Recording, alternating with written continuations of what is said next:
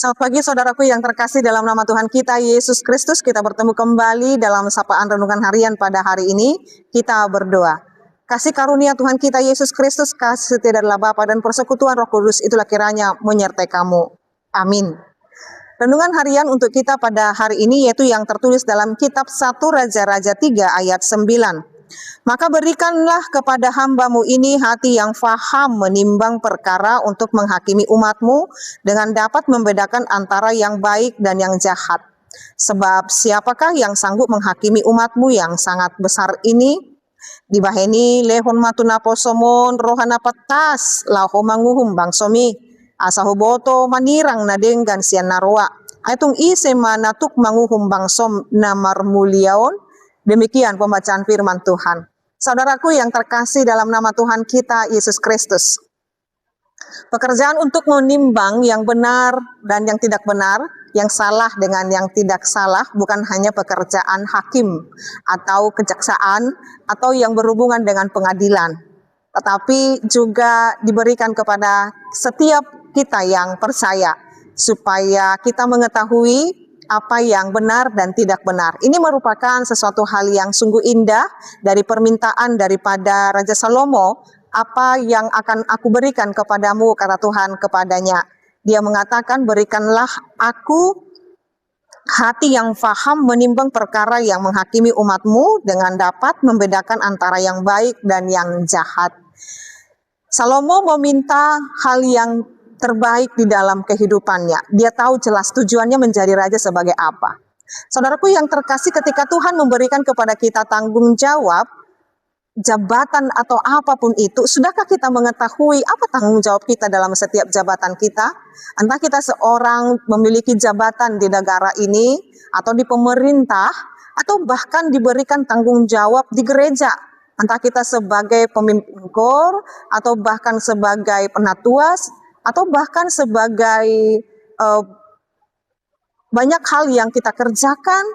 Apakah kita sudah sungguh-sungguh mengetahui, terkhususnya kalau kita diberikan jabatan di dalam seksi ini, seksi dewan-dewan yang diberikan tanggung jawab kepada kita, begitu, apa yang ketika kita menerima tanggung jawab yang besar itu, pelayanan di pemerintah atau pelayanan di gereja, sesungguhnya apa motivasi kita? Sesungguhnya apa yang mau sedang kita kerjakan? Sesungguhnya apakah kita tahu bahwa Tuhan memakai kita?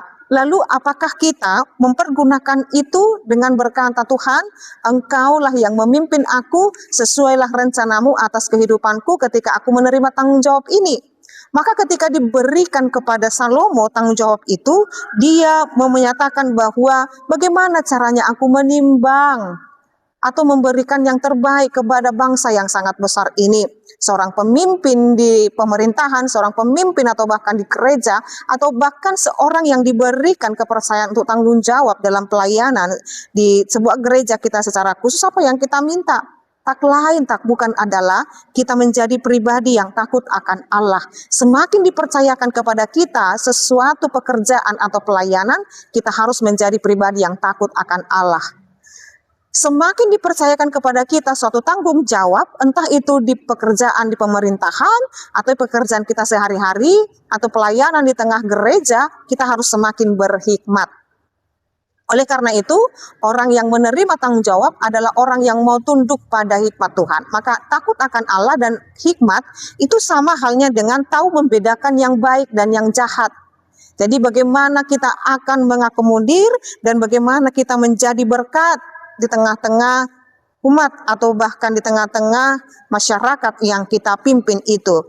Jadi Salomo meminta hikmat, bukan kesenangan semu.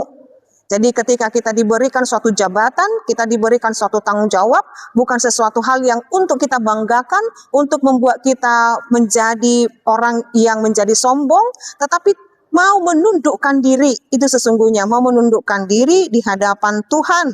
Tetapi Tuhan mau berkata bahwa terimalah hikmat, bukan kesenangan semu, atau bahkan berkata untuk dihormati semu, tetapi kita meminta hikmat daripada Tuhan.